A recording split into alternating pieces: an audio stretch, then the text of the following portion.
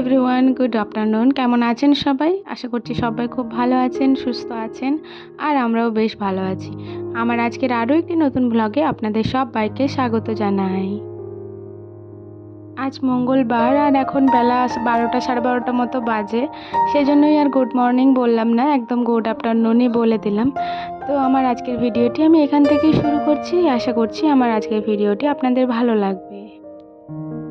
ঠাকুর ঘরে যেহেতু ফ্যান চলছে, তো সেজন্যই এই যে ধূপটা জ্বালাতে পারছি না ফ্যানের হাওয়ার জন্য, সেজন্য একটু সাইড করেই জ্বালিয়ে নিলাম।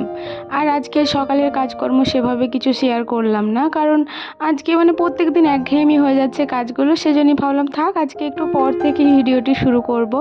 দুপুরে রান্নাটা অবশ্য করলাম, সেটা শেয়ার করলে হতো, কিন্তু আমার মনে হলো ভিডিওটা যেন অনেকটাই বড় হয়ে যাবে, তো সেটা বাদ দিয়ে দিলাম।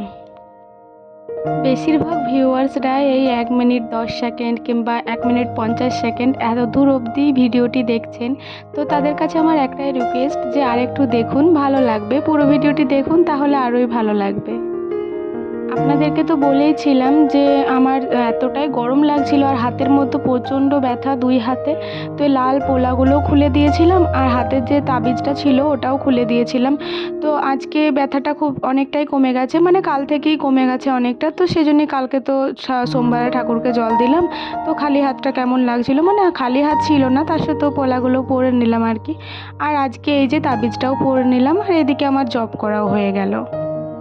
একটা কথা কি জানেন তো বন্ধুরা, আমাদের পেছন থেকে মনে হচ্ছে চিন্তা ভাবনাগুলো আর যাচ্ছে না, তো এতটা একটা ঠিক হচ্ছে তো আরও একটা শুরু হয়ে যাচ্ছে।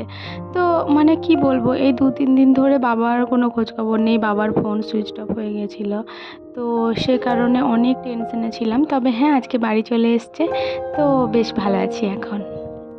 আর এই যে পশন মামার জন্য একটা ডাবের জল এনেছিল, তো ওটার মধ্যে আবার দেখুন কত সুন্দর নারকেল বেঁধেছে, তো মা এটা ফাটিয়ে দিল। তারপর আমি এই যে চামচে করে করে বের করে আমিও খাচ্ছি আর বুনুকেও খাইয়ে দিচ্ছি। বুনুর কিন্তু বেশ ভালো লেগেছে এটা। তারপর এই যে মা আবার এসেছে এখানে, একটু বেদানার রস করবে আর আমাকে আঙুর ফল খাওয়াতে যাচ্ছিলো, কিন্তু আমি এটা যেহেতু খাচ্ছিলাম তো একসাথে আমি এত কিছু খেলাম না। আর এদিকে আমিও একটু ছাড়ানোর চেষ্টা করছিলাম বেদানাটা, কিন্তু এতটাই শক্ত, এটা হয়তো অনেক দিনকার থাকা ছিল, তো সেই জন্য একটু শুকিয়ে গেছে, তো ছাড়াতে খুবই কষ্ট হচ্ছিল। আর জানেন তো বন্ধুরা, আজকে আমার শ্বশুরবাড়ি থেকে আমার বাবা আসবেন পশন মামাকে দেখতে, তো সেই জন্যই আমি আজকে একটু তাড়াতাড়ি উঠে গেলাম ঘুম থেকে। এখন কিন্তু বিকেল হয়ে গেছে, আর তারপর এই যে জামা কাপড়গুলো সব গুছিয়ে কুড়িয়ে নিচ্ছি, তারপর চুল টুল আঁচড়ে নেবো, নয়তো কি ভাববে বলুন তো যে বাপের বাড়িতে এসে চুল ছাড়ানোরও সময় পাইনি। আর আপনারা হয়তো অনেকেই ভাববেন যে আমি এতদিন এসেছি একদিনও তো বললাম না যে শাশুড়ি মাকে ফোন করলাম বা ওনার সাথে কথা বললাম, তো এমনটা কিন্তু না, আমার বলা হয় না, কিন্তু হ্যাঁ আমি রোজই ফোন করি আর রোজই 2বার 3বার করে ফোন করি, কারণ মাও তো ওখানে টেনশনে আছে বলুন। তো মায়ের জন্য মনটা খারাপই লাগছে, কারণ মা একাই রয়েছে আর ঘরের এত কাজকর্ম, কিন্তু কি করব বলুন, তো এখানেরও অবস্থা দেখছেনই তো আপনারা, তো সব দিকটাই তো একটু মানিয়ে গুছিয়ে নিতে হবে বলুন। পরিস্থিতি যেমনই হোক, সব পরিস্থিতিতে মানিয়ে গুছিয়ে নেওয়াটাই তো একজন সুগৃহিণীর ধর্ম বলুন। তবে হ্যাঁ, ভাবছি যে বাবা আসুক, তারপর বাবা যখন বাড়ি যাবে তখন চলে যাব, নয়তো মা বলছিল যে আরেকদিন থেকে শুক্রবার করে যাস, আর ভাইয়েরও তো টিউশন আছে, তো দেখা যাক কত দূর কী হয়। আমার শ্বশুর বাবার সাথেই চলে যেতাম, কিন্তু উনি তো বাসে করে এসেছেন, আর আমার বাসে যেতে খুবই কষ্ট হয়। যেদিন এসেছিলাম সেদিন প্রচণ্ড কষ্ট পেয়েছিলাম, মাথা ধরে গেছিলো একদম। তো আর তারপর আবার বাবা ওখান থেকে সাইকেলে যাবে, তো দেখা যাক কী করি। আর এদিকে দেখুন কথা বলতে বলতে আমার ঝাড় দেওয়াটা পুরোটাই কমপ্লিট হয়ে গেছে, আর আমি একদম বার পর্যন্ত ঝাড় দিতে চলে এসেছি।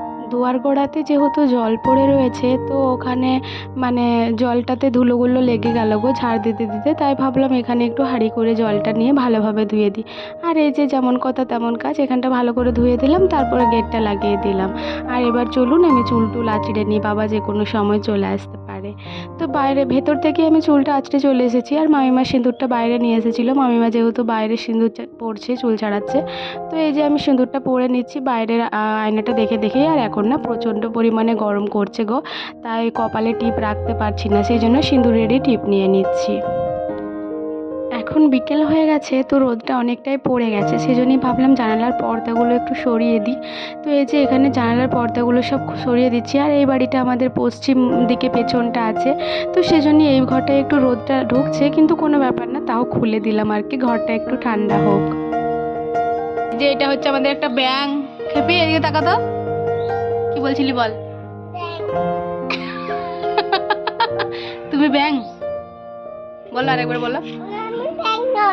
তাহলে কে ব্যাঙ? তোমার দিদি ব্যাঙ? তোমার দিদি ব্যাঙ? অন্য দিদি? বলো বলো, দেখি দেখি। অন্য দিদি ব্যাঙ, আর তুমি কি? তুমি অম্বিকা। সন্ধ্যাবেলায় সন্ধ্যায় দুয়ারে জল দিচ্ছি, আর ভাবলাম ক্যামেরাটা এখানেই সেট করে দিয়ে যায়। আর এই যে দেখুন, আমার মাসির বাচ্চাটা একবার হাই করে দিয়ে চলে গেল। তো এই মুহূর্তটা আমি আর কাটলাম না।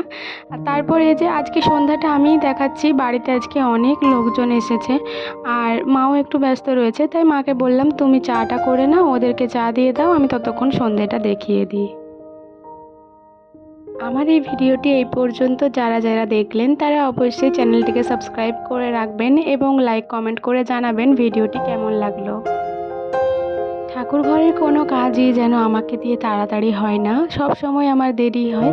জানি না কেন, শুধু আমার মনে হয় যে না, আমার ভালো করে করতে হবে আর একটু সময় দিয়ে করতে হবে। শুধু মনে হয় নিজেকে যতটা সময় দিই ঠিক ততটা সময়ই আমাকে ঠাকুরকেও দিতে হবে।